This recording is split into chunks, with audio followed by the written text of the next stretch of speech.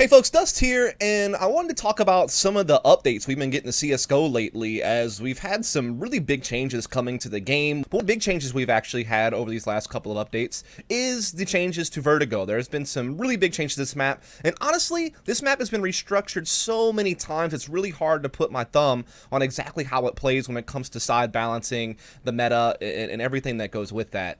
But I did want to take a look at the most recent iteration of Vertigo that just came out within the past couple of days and kind of just discuss what I like about it, what I don't like about it, and maybe some things that would be good to see come to the map to balance it out even more, make it more fun.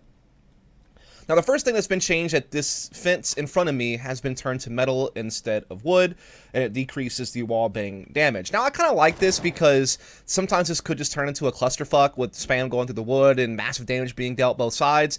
And I like something that allows it to not be as RNG with just spam damage coming through the walls, because it can get a little bit claustrophobic almost for T's as they're approaching their ramps and just getting banged out, or the other way around with T's being able to bang through as well. So I kind of like that this is more of a solid surface, which allows for, you know, CTs to get a little bit more cover as they try to push this alley area, or T's to be able to kind of work their way up the ramps and not be able to worry so much about this area damaging them, and they can focus more on the side itself or more on pushing this alleyway.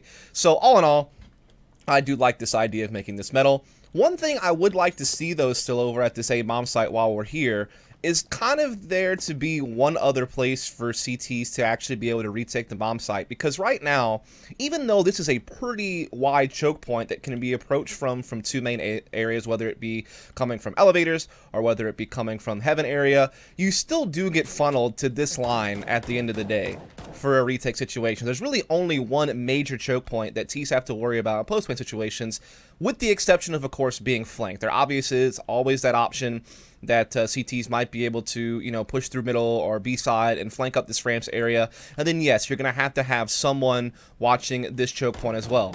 But even at the end of the day, it would still be that choke right there and then the choke I showed earlier. And there's still only really two ways in to retake. And so I think it would be nice to kind of open up this area back again towards elevators. Maybe not in such a way that it can be immediately spotted from alley right here, but maybe just something right here or something that gives CTs another way in for a retake, and it can also be an aggressive option for T's once they have side control to press through here and actually get into elevators and push the CTs even further back if they're able to get into this room, maybe, you know, get a smoke down in this area, maybe be able to even, you know, play some of these corners. I think it could maybe put more of the map in play, and it could be an interesting idea. I'm not 100% sold on that by any means, but it does just feel weird kind of just being funneled into one direction on retakes all the time as CTs on the site. It just winds up being like a smoke stalemate with, you know, plenty of people trying to get up here and get shots in on the site, and I just think it would provide maybe a little bit more diversity.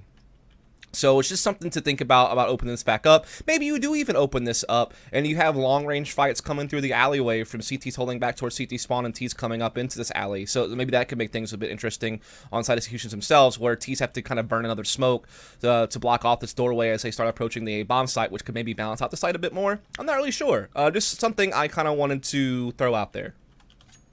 Now, there has been a ton of changes when it comes to the B side of the map, and one of them that we'll look at here is kind of this shorter rotation that T's have, the transition between the sites. As you can see, they've moved it closer towards T-spawn. You don't have to wrap around this long hallway here. You can kind of more directly get to it just by coming through this little connector area between A ramps and B. So it provides T's a little bit more option to do like split pressure plays and make quick rotations to change up which side they're going to attack, which can kind of change the pacing of the game a bit for T's, especially in early and mid-round situations. So I do think that this is actually a bit cleaner to see this faster rotation, and also as CTs actually get control of kind of this you know, B ramps area, then they too can also more quickly get to the link to A ramps to be on a flanking option for a retake or some type of just flanking pressure even before the bomb gets set down at the A site. So I think this overall makes the map play a little bit better.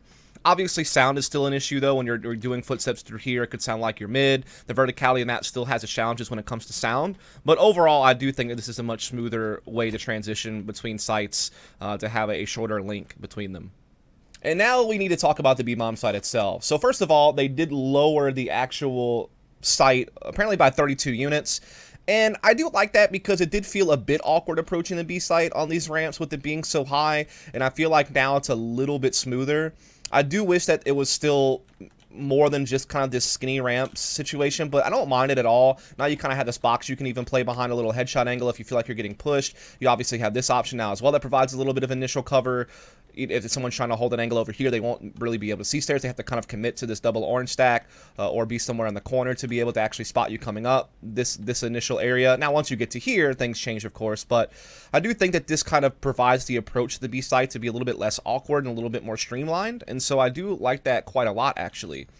Now, once you get deeper into the site, obviously a lot of the cover has changed. You know, one of the generators has been removed. We have this new kind of raised platform on the back side of the site, and just in general, the configurations of some of the box cover inside the site has been changed a bit. I don't want to comment too much on this because I don't really know how it plays out. I'm not sure if this makes it a little bit harder for Ts to clear the site because they have more angles and things they have to worry about. I'm not sure if it makes CTs have a little bit more struggle, as there's a lot more breathing room for Ts once they get past this initial choke point. And there's also one other big factor onto B, which is this new route to get into the B bomb site. As you can see, the window up here has been removed, which I kind of like because it felt like if T's controlled middle and they got control of this little window area, all it really did was take you back to the exact same choke point you would be at if you went up the ramp. So it didn't really seem like another route into the B bomb site that mid control and other maps kind of gives you, right? You know, if you're, for example, a T-side team on Mirage and you get mid control, you get connector access to the A bomb site now, or you get catwalk access to the B bomb site. Whereas this, if you got mid control, you still pretty much wound up in the same place you would have been if you just would have had all your players stairs.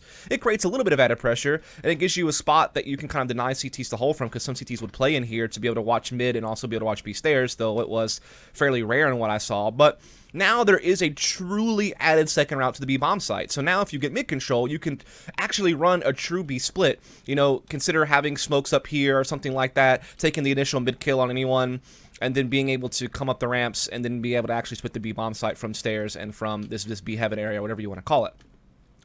Now, with that said, it does feel like it's going to be a little bit harder for CTs to actually fight middle because there is no cover here anymore that you can get behind and actually challenge Ts coming out here, which means that CTs are more than likely going to have to actually play from up here or play from on top of this box or maybe back in this corner or, you know, this doorway here. And so it really entirely changes the dynamic of how mid control works in this map, which to me makes mid more important, which on the one hand I kind of like because I feel like this map really lacked a meta of having true mid control or a true map control style. It felt more like quick hits or set pieces or, you know, maybe some fakes where you press your A ramps and then double back to B or vice versa, but it didn't really seem like middle came into play a whole hell of a lot unless it was some type of flanking option for either side or something along those lines. It didn't really feel like it was truly ever going to be a part of some type of site split or just really be a main focus of the like pure meta of the map, I guess you could say. But now mid control totally is going to be a lot more important because now it is truly a second route to the B bomb site,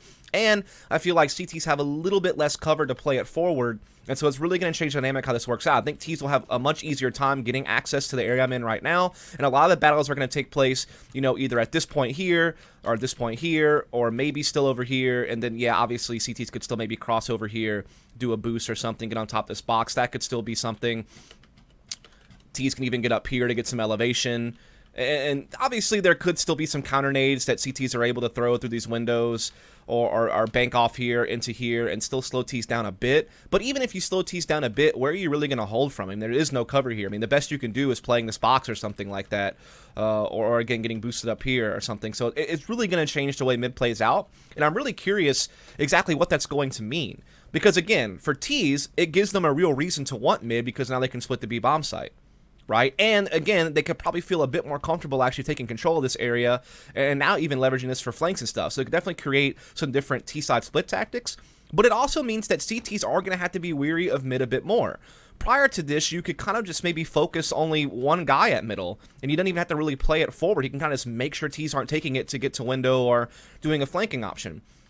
And that really means that CTs could really kind of double up on A, maybe even triple up on A if you wanted to just have one person playing passive B, or you could just do 2-1-2 plays. But now, at least one CT, if not two, is going to have to respect this because of how much Ts gain from having control of it, and it really changes up the dynamic how the sites themselves are actually going to get played.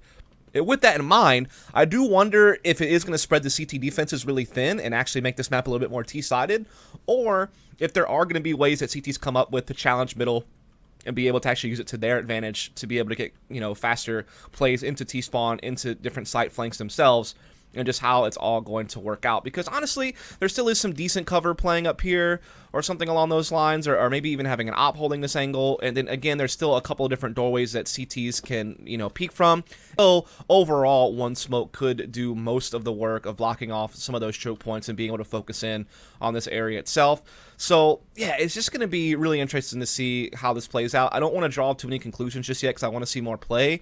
But put it this way, this is going to be a drastic change to how this map is going to be played. That's it for this video. I just wanted to give some brief thoughts on the major restructuring that I'm seeing to Vertigo in this latest update and how I think it'll impact how the map is played. If I'm honest, I've never really gotten to play that much Vertigo. It just doesn't come up that much in pugs and matchmaking. And also, I haven't really gotten to cast a lot of Vertigo because it just doesn't get played as much as many other maps do. I've only casted it a handful of times. So with that in mind, I may not be the best voice on critiquing this map or giving ideas just because I have limited experience, but there's no denying that these changes are going to drastically change how this map is played out. And this has happened multiple times. And so it's really made it difficult, I think, for teams to really figure out how to play Vertigo, because it feels like every time you finally get it sorted, some drastic change comes to the map that really just completely obliterates it and forces you to rethink the map all over again, which has its pros and its cons in itself on how often you want teams to have to, completely overhaul how they play a certain map. In one instance, it's exciting because it brings two things to the table on a consistent basis, but on the other hand, it makes it to where you can never really find your footing on something, and it makes it really hard to cover. And obviously, there's still issues with sound, there's still issues with observing this map and being able to properly get ideas on things and be able to commentate it properly. Again, it still feels a bit more shallow strategically than other maps in the pool. It still doesn't feel completely like a CS map to me, but maybe making mid-control more of a focus could actually bring it a little bit closer to a map control style option that many other maps have in the game. So we'll just have to see. But that's going to be it for me. Hope you guys enjoyed the video. If you did, please subscribe for more content. Catch you next time.